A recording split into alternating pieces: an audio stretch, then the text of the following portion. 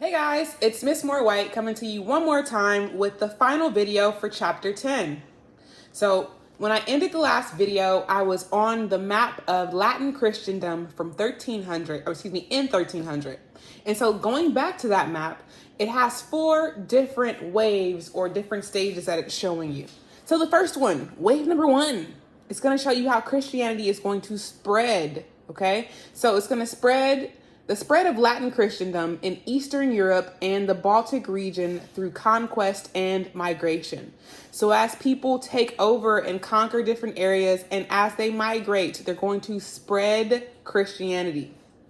The second one we're going to see the spread of Latin Christianity through Spanish Reconquista.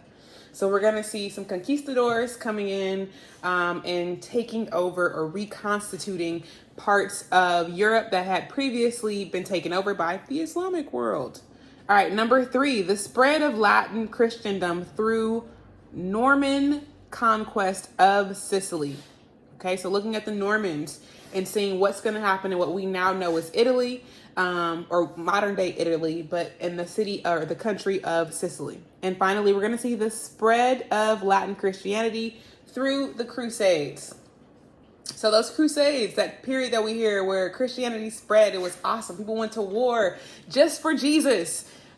Maybe not. Okay, so we'll talk a little bit about the Crusades too, and just how they started off as a war for salvation, but as the Crusades continued, they ended up being a war for power, dominance, and money. Because usually people are going to go to war for the 3 G's: God, glory, or gold. So one of those 3 things is what's going to dictate people moving around and moving forward. Okay. All right, anyway, so we're going to move on from this map. All right, so what was Christian Europe? Christianity became a unitizing faith and transformed Europe. So universalizing faith, it has some of those 6 traits that I previously talked about. Luckily for you guys, I have it saved right here in my book. So those universalizing traits, they're going to appeal to a diverse population. They're going to be easily adaptable across various cultures and geographic areas. They're going to promote universal rules and principles to guide behaviors that transcend place and time and specific cultural practices. They're going to include proselytizing by energetic and charismatic missionaries. They're going to foster a deep sense of community felt by their converts. And finally, there's going to be the support. They're going to be supported by powerful empires. And so Christianity is going to move into that universalizing trait in the same way that Buddhism and Hinduism and Judaism and Islam have up until this time point. So Christianity is going to be added into that universalizing group of religions. So one way we'll see that their power is going to transform, they're going to start building parishes and churches all over the area. So parishes and churches, that's a way to establish your dominance in a given region or a given area. It's like, hey, that area is going to be a Christian area because there's churches there, okay? When we think about the U.S., we could say is definitely going to be a Christian area because looking around certain places, there are 2 and 3 and 4 and 5 churches sometimes on one block. So that's kind of establishing that America definitely is going to be a Christian society. All right. And so for the first time, clergy is going to reach more deeply into the private lives of the laity. So laity, Laity, that just means a lay person, somebody who's, common, basic, doesn't have an extensive education in whatever topic you're talking about. So clergy, whenever you see clergy, Clergy, that lets you know it has something to do with the church. So you guys need to know what laity means as well as knowing what clergy means. All right, so with the church being more involved in the layperson's life, they're going to be involved in marriage and divorce. So previously, who you married and who you divorced, that was a more private matter or a personal matter. But now it's going to be brought into a more religious context, and we're going to see that kind of evolving over time. Continuing on with the clergy being more involved with the laity, the Franciscans is going to be a group that's going to emerge, and they're going to encourage laity to feel remorse for their wrongdoing. So to kind of repent for whatever sins or confess the sins you have to local priests and strive to be better Christians.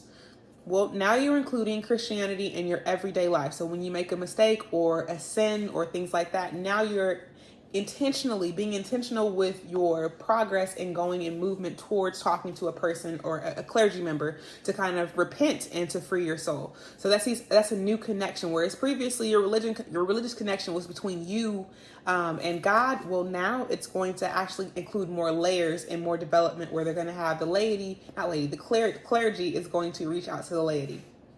All right, so intellectuals begin to gather to form the first European universities.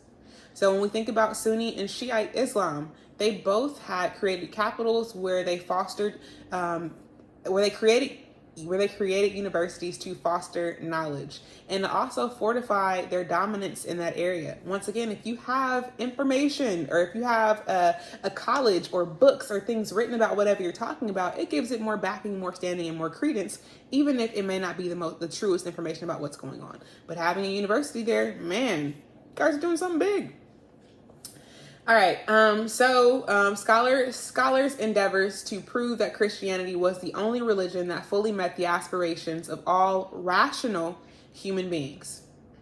So if we think in immediate comparison, if we look at the Islamic world, there were different parts of the Islamic world that are going to be more tolerant and make you pay a jizya if you are not Muslim. But when we go to the European world is like, nah, you're irrational if you do not believe in Christianity. And so it's not going to be it's not going to be tolerant at all. Okay.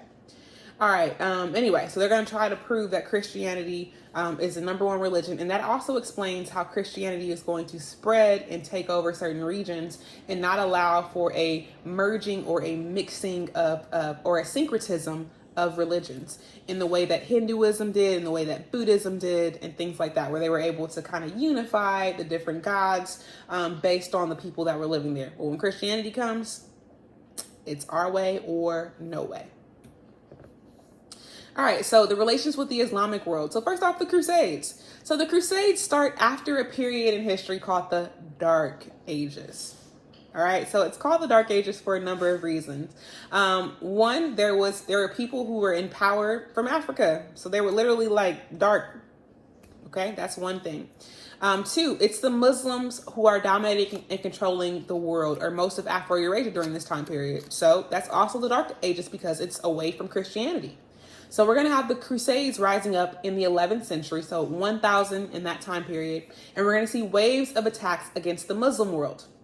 So the first crusade is going to happen in 1095 under the call from Pope Urban II. He's going to call for warrior nobility to put their violence to good use. He's going to pretty much tell them, look, if you fight for God, all of your sins, all of the violence you've done, all that goes away because you're now putting your violence for good use to benefit and to further the progress of Christianity. So we're going to see that the warrior nobility are going to combine their roles as pilgrims and soldiers and free Jerusalem from Muslim rule.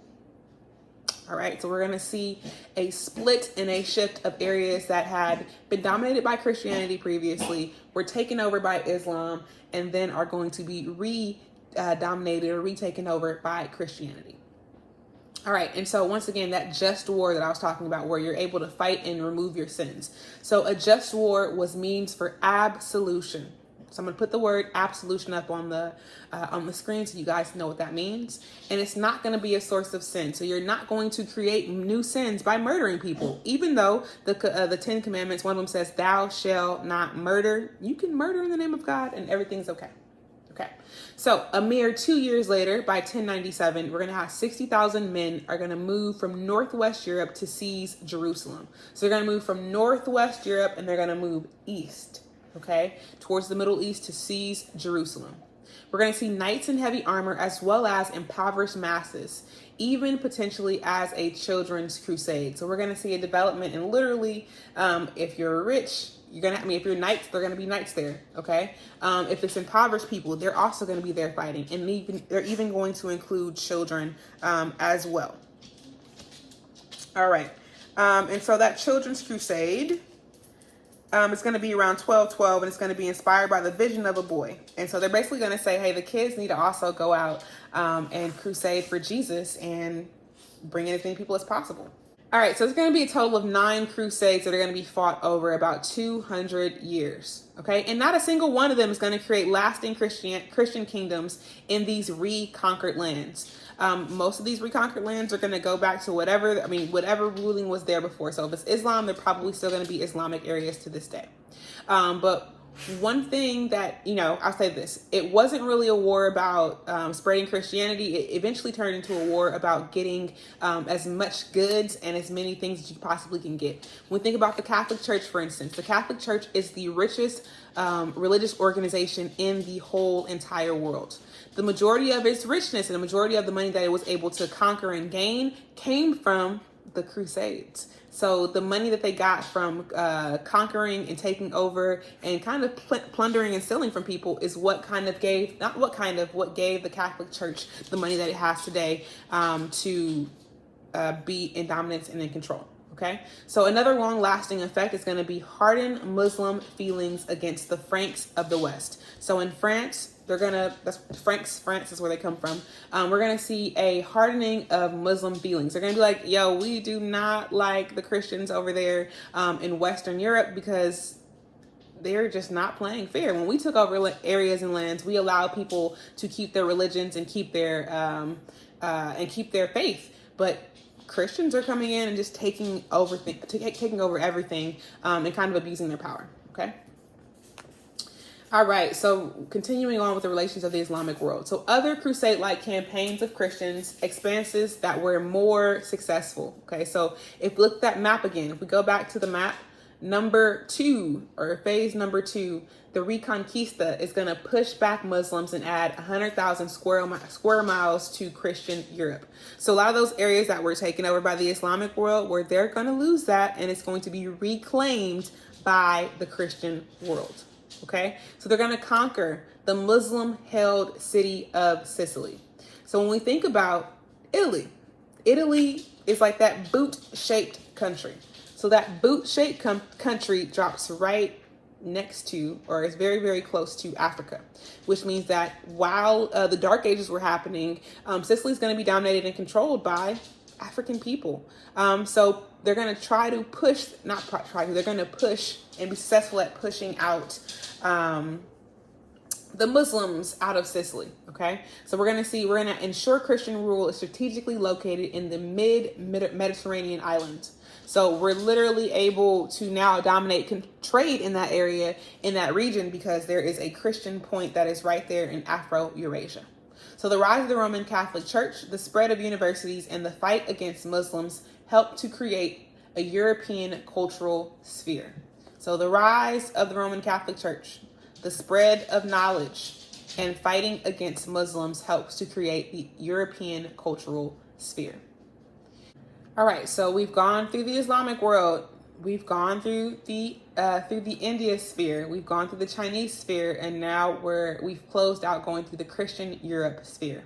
So once we leave those 4 areas, or Afro-Eurasia, the only place that's really left that we haven't talked about is going to be Sub-Saharan Africa and the Americas.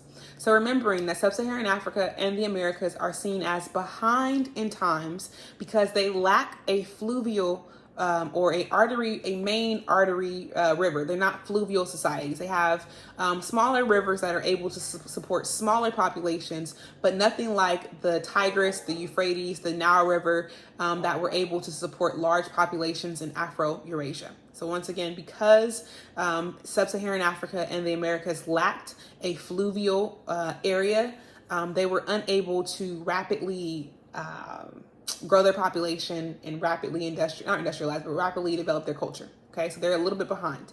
And so when we talk about them, we're going to talk about them kind of a little bit behind, and but now they're finally going to be incorporated into the whole world. So the world is going to shrink a little bit more. It's going to get more connected because they're finally going to bring in Africa, or Sub-Saharan Africa, and the Americas.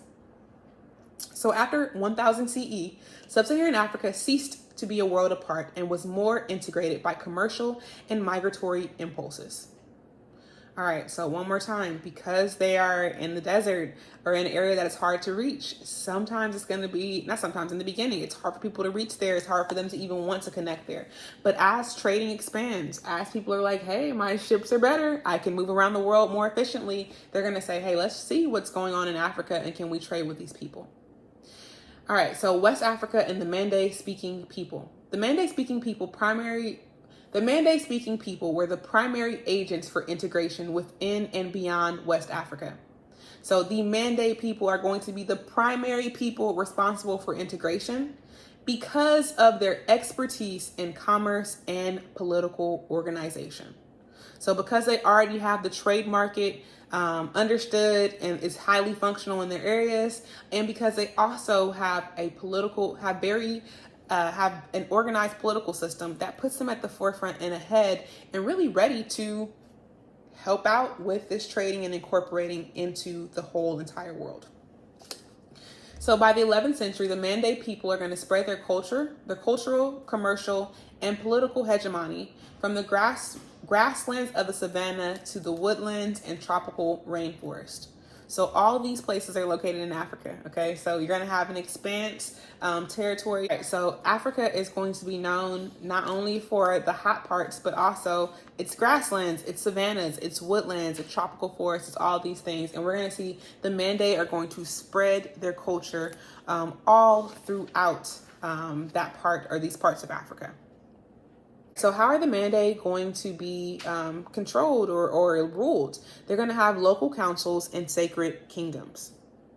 All right, so those dwelling in the rainforest organize small-scale societies led by councils, while those living in the savannas develop centralized forms of government under sacred kingships. So if you have a sacred kingship, that means you have a mandate of heaven, you have the divine right, some kind of power that God has bestowed upon you to rule. And the local councils are going to be more, I don't want to say democratic, but kind of more democratic, where people in the village have more of a voice, or those elder people have more of a voice in the standing. And so there's already going to be previously developed trade networks that were established before European interaction. So before European explorers and traders came into Africa, they were already doing their own trading. And that's going to be both a plus and a negative later on in Africa's history as we start to have more negative interactions with the Europeans and imperialism coming around the 1600s. The Empire of Mali. One of my favorite things to talk about. So we're going to see the Empire of Mali becomes the 13th century Mande successor state to the Kingdom of Ghana. All right, so the Mande, okay, so as they grow and as they develop over time, the Mali Empire is going to be the next dominant empire, the same way we have the Roman Empire, the Byzantine Empire, and then eventually the Mughal dynasty and other things that are pop up over time. So one thing that they're known for is the Epic of Sundiata. So the origins of the Mali Empire and its legendary founder are enshrined in the Epic of Sundiata. Sundiata's triumph, which occurred in the first half of the 13th century, marked the victory of new cavalry forces over traditional foot soldiers. All right, so they're going to utilize horses, okay? So utilizing horses over foot soldiers for the first time really in African history. And so horses are going to be a prestigious object of the Savannah people. So I can tell how much money you have or how much stature you have in an area by if you're able to obtain or afford a horse. The richest man ever in history, even to this day, he's still richer than Jeff Bezos. It's going to be the Mali king Mansa Musa. So his reign is going to be about 20 years from 1312 to 1332. And he's going to be Muslim, like a lot of other African leaders during that time period. He's going to make a very impressive journey to Mecca for his Hajj. So one of the 5 pillars of Islam, if you are able to make a Hajj or a pilgrimage to the founding or the origin place of Islam, you're supposed to do that. So he wants to do that. So he created a caravan of people to go on the Hajj. And he's going to travel through Cairo. And as he travels through the area and going in through the Middle East, going towards the Mecca, he's going to dazzle people with the amount of wealth that he's able to bring. All right, and so we're going to see that literally he's going to cause inflation in every single place that he goes. So he's going to bring in so much gold to these places and just throw so much gold at them that he's going to inflate their economies for a while. They're going to have way too much gold. Like, is that ever going to happen ever again? I don't think so. But he gave them so much gold that it was an issue for their economic systems. But what that also showed is that Islam is going to, we're going to see that Islam is going to be spread very far below the Sahara. It's going to show the dominance of Islam, the dominance and the trade routes and the trade markets, and how they're able to acquire so much more money. Plus in Africa, they have gold mines and other mineral mines as well. All right. So the Mali Empire is going to have two of the largest West African cities. Jenin is going to be the ancient northern commercial entrepot. And remembering that entrepot is just going to be a place where people coming together. So you're going to come into a port and either trade or replenish your supplies or things like that. And the other one is going to be Timbuktu. So Timbuktu is still around today. It's going to be founded around 1000 CE as a seasonal camp for nomads. The weather's good there. When you're nomadic and you're moving around, you might want to go there for a seasonal camp. By the 14th century, it's going to be a thriving commercial, intellectual, and religious center. Okay? All right. And so it's going to have two large mosques that are still in existence to this day. So just like in other parts of the world that created large mosques or large churches, they're still standing to represent and to kind of give you a historical background on who was dominant in that time period and also what tools and resources they had to build such structures that are still standing 700 and 800 years later. All right, so here is a map of sub-Saharan Africa. Okay, so when we say sub-Saharan Africa, that's going to be Africa below the Saharan desert. We're going to see the states in purple are going to be the state nucleus and spheres of influence. So where all of your control and dominance is going to happen is going to be in those purple areas.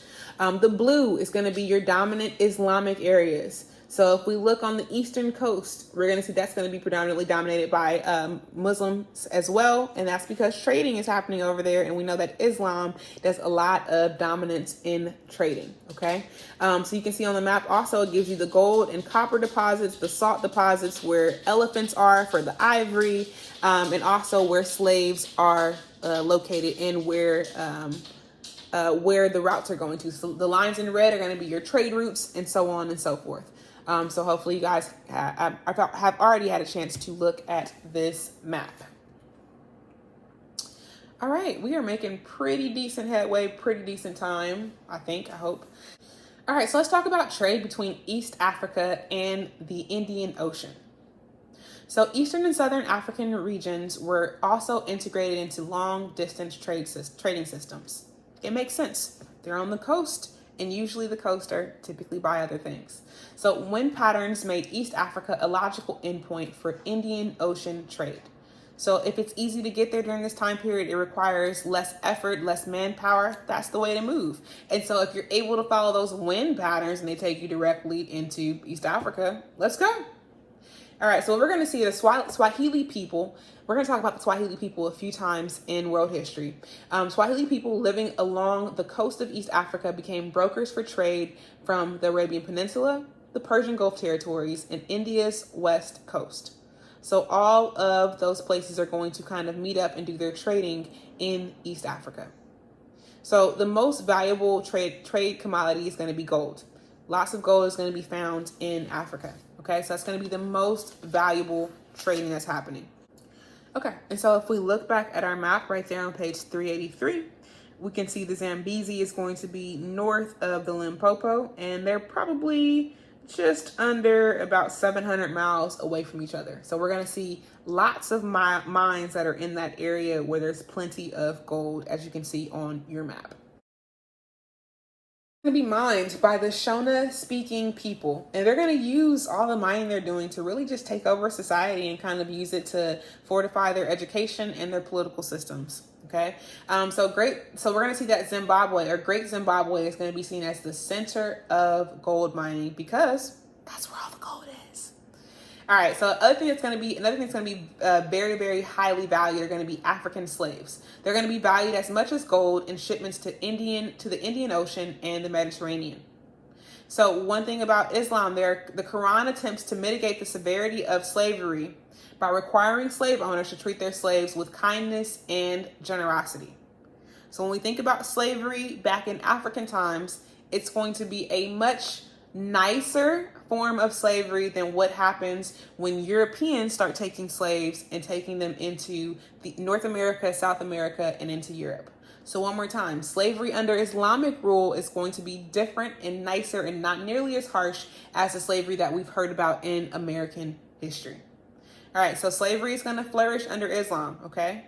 But with that, you're going to have a slave rebellion where you're going to have some slaves who are going to fight back and then resist being sent into slavery. But once again, the slavery in Islamic areas is not nearly going to be as harsh as slavery in European dominated and controlled areas. All right, so the Americas and the Andean state. So now we've left sub-Saharan Africa and we're moving into the Americas. So apart from limited Viking contact, navigators still hadn't connected America to the rest of the world. So we're looking between 1000 and 1300. So even though we've had some Viking interaction, it's not going to really lead to any kind of commercialization or trading or connectivity. So eventually, though, we're going to see commercial and expansionist impulses nonetheless foster closer contact within Americas. So just like in sub-Saharan Africa, trade markets expand. People want to trade more things to more people. So find more people to trade to, or find more people to expand your empire or your economy with. So we're going to see the Andean states. So the Andean states is going to be in what we would call modern day, or the Andes Mountains, kind of like where Chile is and things like that, on the coastal parts of South America. So the Andean state we're going to see the Chimu Empire is going to be the first empire in South America. The Mochi people expanded their influence across numerous valleys and ecologic zones. Okay? So they're going to use different floodplains and different little fishing grounds to grow and expand their population and their wealth. They're going to be highly commercialized and agricultural based, or have an agrarian based economy. They're going to be wise enough to create complex irrigation systems. So they're going to be in areas that do a lot of flooding, and also areas that are sometimes hard to get water to because it's like mountains. It's really hard to get water up there. But they're going to figure it out, and they're going to figure out a way to really turn a lot of areas that was previously kind of arid and not really known for growing things into crop producing areas. And that's going to be that first jump in population that's going to lead to further developments in America. So they're going to be known for their cotton exports. Okay, so those cotton exports are one thing they're going to be known for.